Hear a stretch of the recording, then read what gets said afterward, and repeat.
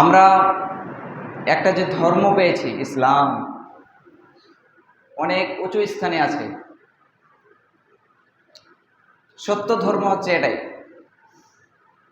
গায়ের মুসলিম যারা, তারা মনে করছে তাদেরটা সত্য, আমরা মনে করছি আমাদেরটা সত্য। আসলে আমাদেরটাই সত্য, এটা আমাদের বিশ্বাস। শুরুতে একটা কথা বলি, আমরা যারা কথা বলি, আমাকে সময় দেওয়া হয়েছে 25 মিনিট 30 মিনিট, যতগুলো কথা বলবো অনেক কথা আসবে এখানে। তো বেশিরভাগই আমলের কথা আসবে। আমরা নিজেরাই সম্পূর্ণরূপে সব কিছুই আমল করতে আমরা নিজেরাই পাচ্ছি না। এটা আমি অনেক দুঃখ প্রকাশ করলাম। অনেক আমলে আছে, আমরা নিজেরাই এতগুলো করতে পারি না।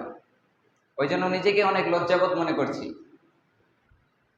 সূরা সাফে একটা আয়াত আছে না, 2 নম্বর আয়াত সূরা সাফের মধ্যে আছে যে লিমা তাকুলুনা মা লা তাফআলুন। আল্লাহ বলছেন মুমিনদেরকে, ইয়া আইয়ুহাল্লাযীনা আমানু, হে মুমিন বান্দারা তোমরা শোনো, লিমা তাকুলুনা মা লা তাফআলুন, তোমরা এমন কোন কাজ মানুষকে করতে বলো না যে কাজ তোমরা নিজেরা করো না। আমি সারবার যদি নামাজ আদায় না করি, আপনাদেরকে আমি বলছি, আমি যদি নামাজ আদায় না করি তাহলে আমার কি হবে? তাহলে আমার কথার কোনো দাম থাকলো? কোনো দামই তো থাকলো। নিজে আমল করতে হবে। ইসলাম খুবই শক্তিশালী একটা ধর্ম, সত্য ধর্ম। ইসলাম যে এত উঁচু লেভেলে আছে, এত উঁচু স্থানে আছে, উঁচু স্থানে এটা এমনি এমনি নাই। 5টা খুঁটির ওপরে, 5টা পিলারের ওপরে দাঁড়িয়ে আছে ইসলাম। তার মধ্যে হচ্ছে কি, 1 নম্বর হচ্ছে ঈমান। ঈমান আমরা মোটামুটি সবাই বুঝি। ঈমান মানে আল্লাহকে বিশ্বাস করা। তারপর হচ্ছে রসুল, যতগুলো নবী রসুলগণ এসেছিলেন সবাইকে বিশ্বাস করা। তারপরে আসমানি কিতাবকে বিশ্বাস করা, জান্নাত, জাহান্নাম, মিজান, পুলসিরাত, কবর সবগুলাকে বিশ্বাস করা। ঈসা ইবনে মারিয়াম আলাইহিস সালাম, উনি মারা যাননি, ওনাকে আল্লাহ পাক রব্বুল আলামিন আসমানে উঠিয়ে নিয়েছেন, উনি ইন্তেকাল করেননি, দুনিয়াতে আবার আসবেন, এটাকে বিশ্বাস করতে হবে। যদি এটাকে বিশ্বাস কেউ না করে তার ঈমান থাকলো না। ঈসা ইবনে মারিয়াম আলাইহিস সালাম, ঈসা আলাইহিস সালাম, ওনাকে আসমানে উঠিয়ে নেওয়া হয়েছিল, আল্লাহ পাক উঠিয়ে নিয়েছিলেন। ইয়ারফাউস সামা, আসমানে উঠিয়ে নিয়েছিলেন আল্লাহ পাক রব্বুল আলামিন। তারা বলেছে ঈসা আলাইহিস সালাম নাকি ইবনুল্লাহ, আল্লাহর বেটা, আল্লাহর ছেলে, তারা বলেছে। কিন্তু আমরা এটাকে বিশ্বাস করব না।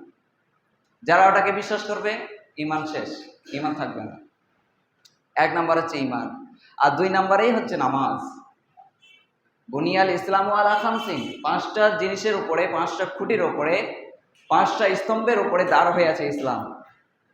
তার মধ্যে ঈমান আর 2 নম্বর হচ্ছে নামাজ, যেটা নিয়ে আজকে আমি আপনাদের সামনে উপস্থিত হয়েছি।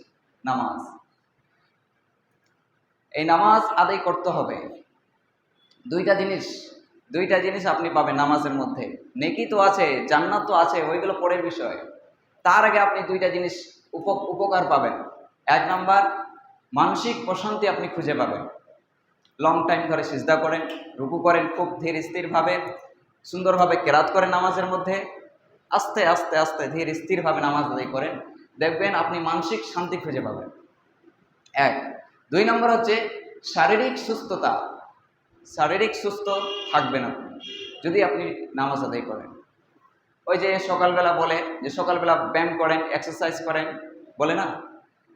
ওই যে ফজরের নামাজে আসেন, ঘুম থেকে উঠে ব্রাশ করে, ওযু করে সুন্দর করে মসজিদে আসলেন, তারা বলে যে সকালবেলা ব্যায়াম করো। আর রাসূল সাল্লাল্লাহু আলাইহি ওয়াসাল্লাম আগেই বলে দিয়েছেন ফজরের নামাজ পড়ার জন্য। আল্লাহ পাক রব্বুল আলামিন এটাকে ফরজ করেছে। তাহলে আসবেন, খুব সুন্দরভাবে নামাজ আদায় করতে হবে। তাহলে আপনার কি হবে? এক্সারসাইজ হবে, তারপর আপনার নামাজ আদায় হবে, খুবই সুস্থ থাকবেন আপনি। অনেক কথা আছে এখানে, সম্পূর্ণ বলা যাবে না। তাহলে এই 2টা জিনিস আপনি পাবেন। নামাজ, এটা হচ্ছে ফরজ। আল্লাহ পাক রব্বুল আলামিন কুরআন মাজিদে বলেছেন কি? আল্লাহ রব্বুল আলামিন বলেন, ইন্নাস সালাতা কানাত আলাল মুমিনিনা কিতাবাম মাওকুতা, নিশ্চয়ই আমি আল্লাহ নামাজকে ফরজ করেছি মুমিনদের উপরে নির্দিষ্ট সময়ের উপরে। আমি আল্লাহ নামাজকে ফরজ করেছি মুমিনদের উপরে নির্দিষ্ট সময়ের উপরে ফরজ করেছি। এখানে আছে মনে হয়, এখানে আয়াত আছে, দেখেন বাংলাতে অর্থ দেওয়া আছে এখানে সূচিপত্রে, এই সরি নামাজের যে সূচি এটা আছে, সময়টা এখানে আছে। তো এটাকে ফরজ করেছেন। তবে এই কথা কোরআনে নাই যে 5 ওয়াক্ত নামাজ আদায় করা ফরজ, এ কথা কিন্তু কোরআনে নাই। আমরা এটা কোশ্চেন করেছিলাম, আমরা এটা প্রশ্ন করেছিলাম আমাদের উস্তাদ কারি আবুল হাসান সালাফিকে, যে মনোহর সাহেব এটা কেন আল্লাহ পাক কেন বলেননি 5 ওয়াক্ত সালাত আদায় করা ফরজ? আল্লাহ পাক তো বলে অনেক জায়গায় বলেছেন আকাইমিস সালাহ, তোমরা নামাজ আদায় করো।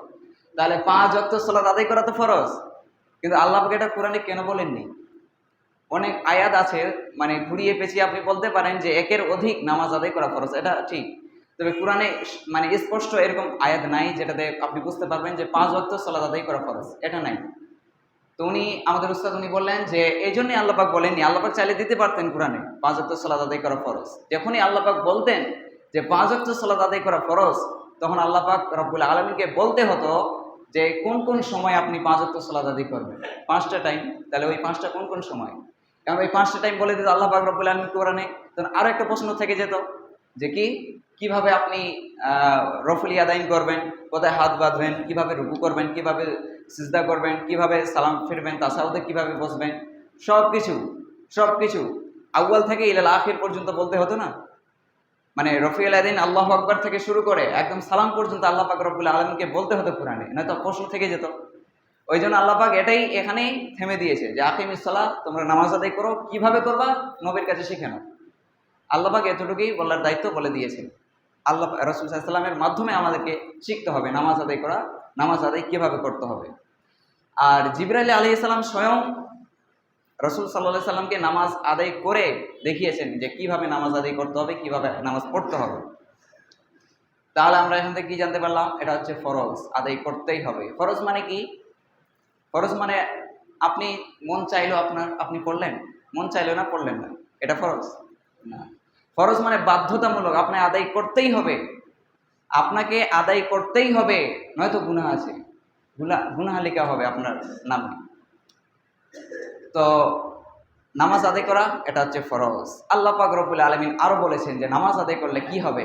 কাকে বলেছেন? রাসূল সাল্লাল্লাহু আলাইহি সাল্লাম। সূরা আনকাবুতের 45 নম্বর আয়াতে আল্লাহ রাব্বুল আলামিন বলেন, আল্লাহ রাব্বুল আলামিন নবীকে বলছেন, ও নবী শোনেন, উতলু মা ওয়াহিয়া ইলাইকা মিনাল কিতাবি ওয়া আকিমিস সালাহ। আল্লাহ রাব্বুল আলামিন বলছেন, ও নবী শোনেন, যে কিতাব আমি আল্লাহ আপনার উপরে নাজিল করেছি ওই কিতাব আপনি তেলাওয়াত করেন, আকিমিস সালাহ এবং নামাজ আদায় করেন। ইন্নাস সালাতা তানহা আনিল ফাহশাই ওয়াল মুনকার। নামাজ আদায় করলে কি হবে? আল্লাহ রাব্বুল আলামিন উত্তর দিচ্ছেন, যদি নামাজ আদায় করো তাহলে নামাজ তোমাকে মন্দ কাজ থেকে, খারাপ কাজ থেকে বিরত রাখবে। ফাহশাই ওয়াল মুনকার, তানহা আনিল ফাহশাই ওয়াল মুনকার, বুরাই সে রোকতি হ্যায়, খারাপ কাজ থেকে বাঁচিয়ে রাখবে তোমাকে নামাজ, খারাপ কাজ থেকে বিরত রাখবে। নামাজ আদায় করলেন, বের হলেন, গিয়ে একটা হারাম কাজে যাওয়ার মানে ইচ্ছা যাচ্ছে আপনার, তো আপনার মনে একটা ইচ্ছা মানে কোথা বের হবে যে না, আপনার মন বলবে যে না আমি তো এখনই নামাজ পড়লাম আর এখনই ওই কাজে যাব না, আমি যাব না। তো এটার নামেই তো খারাপ কাজ থেকে থামাবে নামাজ, এটাই হচ্ছে সেই নামাজ। তাহলে নামাজ আদায় করতে হবে। এখন আসেন আমরা আরো শুনি, আল্লাহ রাব্বুল আলামিন আরো বলেছেন, ওয়াস্তাঈনু বিস-সাবরি ওয়াস-সালাহ, তোমরা কি করো? নামাজের মাধ্যমে, ধৈর্যের মাধ্যমে তোমরা আল্লাহর কাছে সাহায্য চাও, আল্লাহর কাছে সাহায্য চাও। তাহলে আপনি নামাজের মাধ্যমে আপনি আল্লাহর কাছে সাহায্য চাইতে পারবেন। ওয়াস্তাঈনু বিস-সাবরি ওয়াস-সালাহ, এইগুলো হচ্ছে কি কোরআনের আয়াত। এবার আসেন আমরা হাদিসে যাই, রাসূল সাল্লাল্লাহু আলাইহি সাল্লাম কি বলেছেন? রাসূল সাল্লাল্লাহু আলাইহি সাল্লাম হাদিসের মধ্যে বলেন, বাইনাল আবদি ওয়া বাইনাল কুফরি তারকুস সালাহ। আল্লাহর বান্দা এবং কাফেরের মধ্যে এতটুকুই পার্থক্য হচ্ছে নামাজ। আল্লাহর বান্দা এবং কাফেরের মধ্যে পার্থক্য হলো নামাজ। যে ব্যক্তি নামাজ আদায় করে সেই হলো আল্লাহর বান্দা, সে হলো মুমিন, আর যে নামাজ আদায় করে না সে হচ্ছে কাফের। এটা কে জানে না বলেন? এমন কোন মুসলিম আছে যে জানে না যে নামাজ আদায় করা, 5 ওয়াক্ত সালাত আদায় করা ফরজ? এটা কে জানে না? আল্লাহ পাক এই 5 ওয়াক্ত সালাতকে স্পেশাল ভাবে রাসূল সাল্লাল্লাহু আলাইহি ওয়াসাল্লামকে দিয়েছিলেন, স্পেশাল ভাবে। আল্লাহ রাব্বুল আলামিন ওই যে মেরাজের কথা স্মরণ করেন, আল্লাহ রাব্বুল আলামিন বললেন, ও জিবরাইল যাও নবীকে নিয়ে আসো। অনেক কথা আছে এখানে, অনেক শর্ট করে বলছি খালি। জিবরাইল আলাইহিস সালাম আসলেন, বুরাক নিয়ে আসলেন। বুরাক রাসূল সাল্লাল্লাহু আলাইহি সাল্লামকে বললেন, ও নবী উঠেন। বুরাকের মধ্যে উঠলেন, আল্লাহ রাব্বুল আলামিনের কাছে নিয়ে গেলেন। 7টা আসমান এটা অতিক্রম করলেন, বাইতুল মামুল, সিদরাতুল মুনতাহা, বাল হুয়া কুরআনুম মাজিদ ফি লাওহে মাহফুজ, যেখানে লাওহে মাহফুজে কুরআন রাখা আছে, এই লাওহে মাহফুজ সব অতিক্রম করে চলে গেলেন। তারপরে কুরসি, তারপরে হচ্ছে আরশে আজিম, ওইখানে গেলেন। আল্লাহর সাথে কথোপকথন করছেন রাসূল সাল্লাল্লাহু আলাইহি সাল্লাম। যখনই গেলেন আল্লাহ রাব্বুল আলামিনের কাছে, আল্লাহ রাব্বুল আলামিন নবীকে সালাম দিলেন, আসসালামু আলাইকা আইয়ুহান নবী ওয়া রাহমাতুল্লাহি ওয়া বারাকাতুহু। তারপরে আমরা পড়ি না আত-তাহিয়াতু লিল্লাহি ওয়াস সালাওয়াতু, ওইখানে আছে এই কথাটা যে আল্লাহ পাক রব্বুল আলামিন স্বয়ং নবীকে সালাম দিচ্ছেন, আসসালামু আলাইকা আইয়ুহান নবী ওয়া রাহমাতুল্লাহি ওয়া বারাকাতুহু। নবীকে সালাম দিলেন, তখন নবী খুশি হলেন না, কি যেন একটা মনের মধ্যে থেকে গেল। খুশি মানে একটু উৎসাহিত হয় মানুষ, আল্লাহ পাক স্বয়ং সালাম দিচ্ছেন, নবী খুশি হলেন না, তার একটু খুশি হয়েছেন, তবে একটু কি যেন একটা মনের মধ্যে থেকে গেল। তখন আল্লাহ রাব্বুল আলামিন বুঝতে পারলেন যে আমার নবী খুশি হয়নি, কি যেন একটা মনের মধ্যে আছে। তখন আল্লাহ রাব্বুল আলামিন আরো বললেন, আসসালামু আলাইনা ওয়া আলা ইবাদিল্লাহিস সালিহিন। তখন রাসূল সাল্লাল্লাহু আলাইহি সাল্লাম খুশি হয়ে গেলেন। কেন? রাসূল সাল্লাল্লাহু আলাইহি সাল্লাম আল্লাহ রাব্বুল আলামিন নবী করিম সাল্লাল্লাহু আলাইহি সাল্লামের ওই উম্মতদেরকে সালাম দিলেন যারা সলিহ নেককার হবে। আল্লাহ বললেন যে আমার সালাম ওই সব বান্দাদের উপরে যারা সলিহ নেককার, নেক আমল করে, যারা ভালো, তাদের উপরে সালাম দিলেন। যারা পৃথিবীতে এখন মুমিন আছে, প্রত্যেকটা মুমিনকে, যারা সলিহ, সবাইকে আল্লাহ রাব্বুল আলামিন সালাম দিয়েছেন। আল্লাহ পাক স্বয়ং আমাদেরকে সালাম দিয়েছেন। যদি আমরা 5 ওয়াক্ত সালাত আদায় করি, যদি আমরা সলিহ হয়ে থাকি, আল্লাহ রাব্বুল আলামিন এখানে এই সব কথা বলেছে। তারপরে আল্লাহ রাব্বুল আলামিন বলছেন, ও নবী শোনেন, আপনাকে এমনি এমনি এখানে ডাকা হয়নি, আপনাকে একটা হাদিয়া দেওয়ার জন্য ডাকানো হয়েছে, একটা গিফট দেওয়ার জন্য ডাকানো হয়েছে। কে গিফট? শোনেন নবী, আমি আল্লাহ তোমার উম্মতের জন্য, আপনার উম্মতের জন্য 50 ওয়াক্ত সালাতকে ফরজ করলাম। 50 ওয়াক্ত সালাত, এই যে এখন 5 বার আসছে না, দিন এবং রাতে মিলে, তখন শুরুতে ছিল 50 ওয়াক্ত। তখন ওই যে আসমানে আসলেন, একের পর এক আসমানে, আর নবীদের সঙ্গে দেখা, শর্ট করে বলছি। তখন আবার গেলেন, যে যাও ফিরে যাও, আল্লাহর কাছ থেকে কমিয়ে নাও, এত নামাজ পড়তে পারবে না তোমার উম্মত, আপনার উম্মত এত নামাজ পড়তে পারবে না, কমিয়ে নেন। তখন আবার গেলেন, আল্লাহকে বলেন আল্লাহ কমিয়ে দেন। এরকম 9 বার গেছেন, 5 বার করে কমাতে কমাতে কমাতে 45 বার কমিয়ে দিলেন, থাকে এবার 5। আবার ওই আসমান থেকে আসছিলেন, আসার সময় আবার এক নবীর সঙ্গে দেখা, বলছে আবার যান, এত নামাজ পড়তে পারবেন আপনার উম্মত। ওইখানে রাসূল সাল্লাল্লাহু আলাইহি ওয়াসাল্লাম একটা কথা বলেছিলেন। রাসূল সাল্লাল্লাহু আলাইহি ওয়াসাল্লাম বলছেন, না আমাকে লজ্জা লাগছে, আমি আবার যাব আল্লাহর কাছে, আমাকে লজ্জা লাগছে, হায়া লাগছে। তখন মুহাদ্দিসগণ এটার বিষয়ে বলেছেন, যে রাসূল সাল্লাল্লাহু আলাইহি ওয়াসাল্লাম যদি আরেকবার চলে যেতেন আল্লাহর কাছে নামাজটাকে কমাবার জন্য, তাহলে মনে হয় আল্লাহ 5 ওয়াক্ত নামাজটাকেও মাফ করে দিত। তো এই 5 ওয়াক্ত নামাজ নিয়ে দুনিয়ায় আসলেন। তারপরে অনেক ঘটনা ঘটেছিল, এখানে সম্পূর্ণ তো বলা সম্ভব নয়, খালি বুঝাবার জন্য একটু বলে দিলাম। তারপরে 5 ওয়াক্ত সালাত আদায় তখন থেকে শুরু হয়ে গেল, 5 ওয়াক্ত সালাত আদায় করা ফরজ হয়ে গেল। আর এখন দেখেন কত মুসলিম নামাজ আদায় করে না। ছোট ছোট যারা বাচ্চা, ছোট ছোট ছেলে, ছোট ছোট মেয়ে, তাদের উপর নামাজ ফরজ হয়নি। যখন 7 বছরের উপরে হয়ে যাবে, তখন তোমরা নামাজের মধ্যে নিয়ে আসো। আল্লাহ রাসূল সাল্লাল্লাহু আলাইহি সাল্লাম বলেন, মুরু আওলাদুকুম বিস-সালাহ, মুরু তোমরা হুকুম করো, আওলাদুকুম তোমাদের সন্তানদেরকে, কিসের বিষয়? বিস-সালাহ, নামাজের বিষয়। তোমরা হাতটা ওর ধরে, তোমার ছোট বাচ্চার 7 বছর অতিক্রম হয়ে গেছে, 7 বছরের উপরে হয়ে গেছে, ওকে হাত ধরে এনে মসজিদে সাফুল আউয়ালে একদম প্রথম কাতারে দাঁড় করিয়ে দেন, এটা আপনার দায়িত্ব। আর সবাই এখন দায়িত্বহীন হয়ে আছে। আপনার বাবা, আমার বাবা, সবারই বাবা দায়িত্বহীন। এখন কে কাকে বলে? আপনার ছেলের একটা শোনেন, মানে আপনার ছেলে যদি একটুক আগুনের আঁচ লেগে যায়, আগুন লেগে যায় একটুক যদি, তাহলে আপনার মনে কষ্ট লাগবে না? লাগবে, আপনার ছেলে যেহেতু।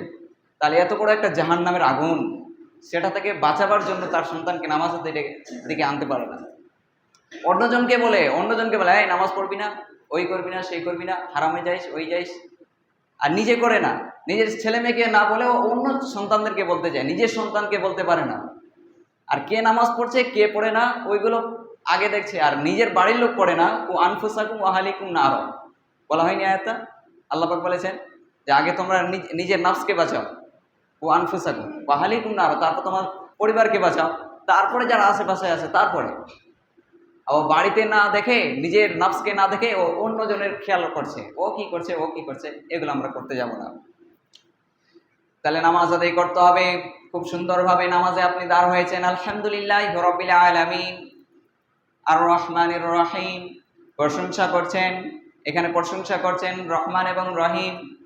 মালিক ইয়াউমিদ্দিন, কিয়ামত দিবসের মালিক। ইয়াকা নাবুদু ওয়া ইয়াকা নাস্তাইন, হে আল্লাহ আমি তোমার ইবাদত করি এবং তোমার কাছেই সাহায্য চাই। ইয়াকা নাবুদু ওয়া ইয়াকা নাস্তাইন, আমি তোমার ইবাদত করি এবং তোমার কাছেই সাহায্য চাই।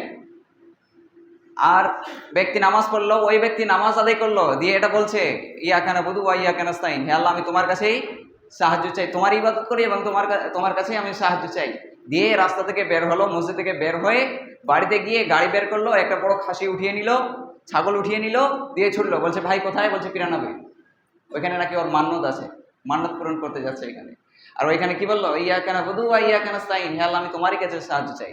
বলছে আমার স্ত্রীর বাচ্চা হয় না, ওই জন্য যাবো এখন পিরানব্বই।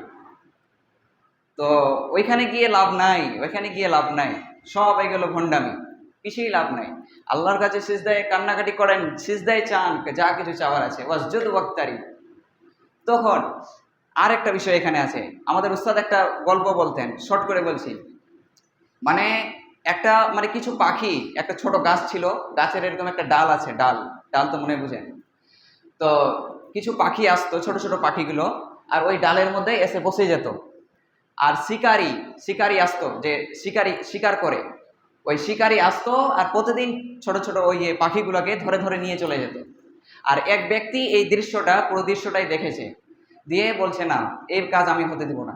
ওই ব্যক্তি আসলো আর পাখিগুলোকে বলছে যে তোমরা একটা কাজ করো, এই গাছে বসিও না, এই গাছে বসিও না, শিকারি তোমাদেরকে ধরতে পারবে না। ওই ব্যক্তি শিখিয়ে দিল। তখন পাখিগুলো কি করেছে, তারপরে দিন আবার এসে ওই পাখিগুলো এখানে বসে গেছে ডালের মধ্যে, আর পাখিগুলো খালি মুখে বলছে যে আমরা এই গাছে বসবো না, শিকারি আমাদেরকে ধরতে পারবে না।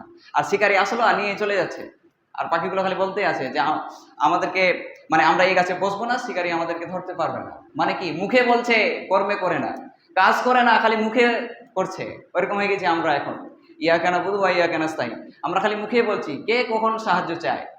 বিপদে পড়লে আগে তার বন্ধুকে মেনশন করে, তার বন্ধুকে আগে খবর দেয়, তার বন্ধুর কাছ থেকে আগে জবাব চায়, অথচ আল্লাহর কাছে চায় না। ইয়াকা নাবুদু ওয়া ইয়াকা নাস্তাইন, মানে অর্থ বুঝে পড়বেন, অর্থ বুঝে পড়বেন। এক আলেমের কথা বলি।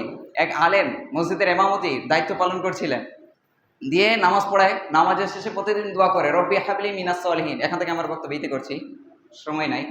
তো প্রতিদিন বলে ওই ইমাম সাহেব যে কি বলে যে রব্বি হাবলি মিনাস সালিহিন, এটা কিন্তু কোরআনের আয়াত, দোয়ার মাধ্যমে আপনি পড়তে পারেন। তো এই দোয়া করে একটা ছেলে মসজিদের এসে ওই ইমাম সাহেবের কাছ থেকে শুনেছে দোয়াটা, দিয়ে ইমাম সাহেবকে বলছে আচ্ছা মৌলী সাহেব আপনি প্রতিদিন দোয়া করেন রব্বি হাবলি মিনাস সালিহিন, এর অর্থ কি? আপনি যেটা পড়ছেন এর অর্থ কি? ও বলছে না জানি না। বলছে না জানেন না? বলছে না জানি না। তখন ওই একটা ভালো আলেমের কাছে গেছে ওই ছেলেটা, গিয়ে বলছে আচ্ছা মৌলী সাহেব বলেন তো যে রব্বি হাবলি মিনাস সালিহিন এর অর্থ কি? তখন ও তো ভালো আলেম, বিজ্ঞ আলেম, বলে দিয়েছে যে হে আল্লাহ তুমি আমাকে একটা নেককার সন্তান দান করো। সন্তান চাওয়ার জন্য এটা দোয়া। তখন ও জেনে চলে এসেছে, আর ও মনে মনে ভাবছে ছেলেটা যে মৌলী সাহেবের মনে হয় ছেলে মেয়ে নাই, মনে হয় মৌলী সাহেবের মনে হয় ছেলে মেয়ে নাই, ওই জন্য প্রতিদিন দোয়া করে রব্বি হাবলি মিনাস সালিহিন। তখন এসে বলছে আচ্ছা মৌলী সাহেব আপনার ছেলে মেয়ে আছে? বলছে হ্যাঁ আছে। কয়টা? বলছে 10টা। সুবহানাল্লাহ, 10টা ছেলে, 10টা ছেলে মেয়ে, আর আপনি বলছেন রব্বি হাবলি মিনাস সালিহিন। এই দোয়া দিয়ে আপনি কি করতে চাইছেন? পুরো ভারতবর্ষ ফুল করতে চাইছেন? মানে অর্থ বুঝে না। অর্থ যখন আপনি বুঝে পড়বেন, বিশ্বাস করেন আমার কথাটা, আপনার চোখ থেকে অশ্রু ঝরবে, নামাজের মধ্যে আপনার কান্নাকাটি চলে আসবে। এমন আছে অনেক। আমরা ফিতনাবাজির দিকে যাব না, আমরা যেগুলোতে ইখতিলাফ মাসালা ওইগুলোতে যাব না। কত যে নামাজের বিষয়ে কে কোথায় হাত বাঁধবে, কে কোথায় এখানে হাত বাঁধা চলবে কিনা, এখানে চলবে কিনা, ওইগুলোর মধ্যে আমরা চলবো না। আমরা হাদিসের মধ্যে যেটা পাবো আলা সদরিহি, বুকের উপরে হাত বাঁধবেন, তার মানে এই না যে তাদেরটা আমরা ভুল ধরতে যাব বা তাদেরটাকে আমরা নিচু মনে করব। তারা মানুষ না, এরকম আমরা মনে করবো না। রাসূল সাল্লাল্লাহু আলাইহি ওয়াসাল্লাম একটা কথা বলেছেন, তিরমিজি শরীফের মধ্যে বলেছেন, হাদিসটা আছে যে বনি ইসরাইলের মানে অনেক দল ছিল, আর আমার উম্মতের জন্য আমার উম্মত ৭৩টা ভাগে বিভক্ত হয়ে যাবে। ওরা ছিল ৭২টা বনি ইসরাইল, আর আমার উম্মত ৭৩টা ভাগে বিভক্ত হয়ে যাবে, মানে আলাদা আলাদা। এখন দেখেন হানাফি, সাফি, আহলে হাদিস কত দল হয়ে গেছে। রাসূল সাল্লাল্লাহু আলাইহি ওয়াসাল্লাম বলছেন যে কুল্লুহুম ফিন নার, তারা প্রত্যেকটা দল যাবে কোথায়? জাহান্নামে। ইল্লা মিল্লাতান ওয়াহিদা, মাত্র একটা দল ছাড়া। কিলা, জিজ্ঞাসা করলেন কে? সাহাবায়ে কেরামরা, ইয়া রাসূলুল্লাহ, ওই দলটা কোন দল যেটা জাহান্নামে যাবে না, জান্নাতে যাবে? একটাই দল, আর বাদ বাকি সব জাহান্নামে, ওই একটা দল কোনটা? রাসূল সাল্লাল্লাহু আলাইহি ওয়াসাল্লাম বলছেন মা আনা আলাইহি ওয়া আসহাবি, আমি এবং আমার সাহাবীরা যে দলের মধ্যে আছে এটা দল যাবে জান্নাতে, আর বাকি সব জাহান্নামে। তাহলে মিলাতে হবে, আমি যে আমল করছি রাসূল সাল্লাল্লাহু আলাইহি ওয়াসাল্লামের সাথে মিলছে কিনা, সাহাবায়ে কেরামদের সাথে মিলছে কিনা। সঠিক পথে থাকবেন, সঠিক পথে আমরা সবাই যেন থাকতে পারি। আল্লাহ তুমি তৌফিক দান করো, আমরা সকলে পড়ি আমিন। হে আল্লাহ, তুমি আমাদের সবাইকে 5 ওয়াক্ত সালাত আদায় করার তৌফিক দান করো, আমরা সকলে পড়ি আমিন। হে আল্লাহ, তুমি আমাদেরকে হালাল পথে রাখো, আমরা সকলে পড়ি আল্লাহুম্মা আমিন। এখান থেকে আমার বক্তব্য ইতি করছি। বলার মাধ্যমে কোনো যদি ভুল ত্রুটি হয়ে থাকে, নিজের ছেলে মনে করে বা ভাই মনে করে আমাকে মাফ করবেন, আমাকে ধরিয়ে দিবেন যে এই জায়গায় ভুল হয়েছে। আমি ইনশাআল্লাহ শুধরে নেওয়ার চেষ্টা করবো। আমার বাপের কথা না, আমার নবীর কথা। তাহলে ওই জায়গায় আমার কথা চলবে না, তো নবীর কথা শুনতে হবে। আমাকে মাফ করবেন অবশ্যই, আপনার থেকে আমি অনেক ছোট, আমাকে মাফ করবেন, আমাকে বলবেন।